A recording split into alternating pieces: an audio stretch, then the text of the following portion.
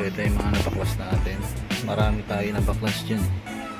Itong center console sinanggal din natin. Tapos ito na mismong sa navigation. So hindi naman laging ginagawa natin yung mga screen sa LED, so yan mga screen lagi natin ginagawa. Ito hindi maiwasan sa Maserati, sobrang ang lutong ng mga plastic, no? Ang bilis masira. So yun, papakita ko yung mga button niya na lumulubog dahil gawa nung nung hindi siya ganun katibay yung plastic na ginamit dito. Ayan, next natin yan, tapos na natin yung navigation. So ito na next natin, babaklasin natin itong buong cluster gauge nya. So bakbakan ulit tayo mamaya guys. Pero testing muna natin itong dito sa navigation kung okay na ba siya, kasi natapos na natin okay.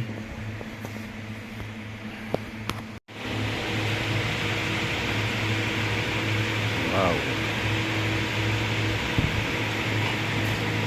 medyo mahirap nung tanggalin kaya shinortcut na lang natin.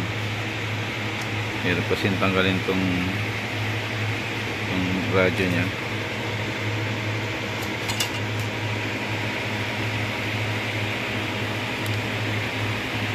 Kaysa mabasag natin, ginawa ko na lang shinortcut ko rito. So ito nga pala guys, masyadong marupok yung mga plastic niya kaya lumulubog. Pakita ko sa inyo anong sira niya. Ayan guys, yan ang sira. Itong madalas na sisira sa Maserati. Ito, makikita nyo yan.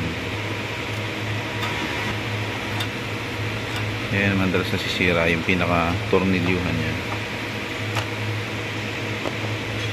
Kaya laging durog. Ayan guys, kita nyo, durog.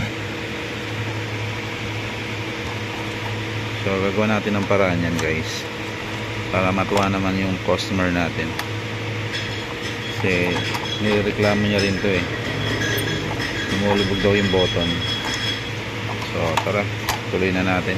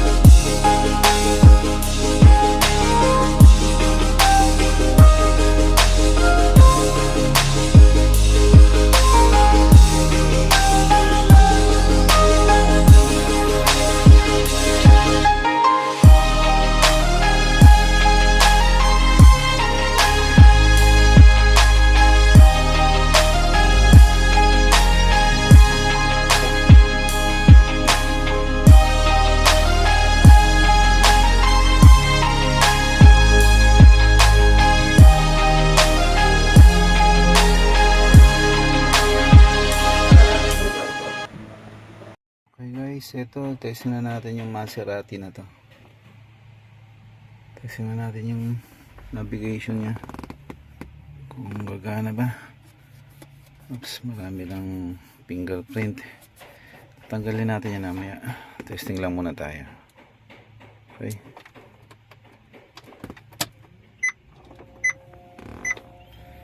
Ayun guys. Okay. Oops.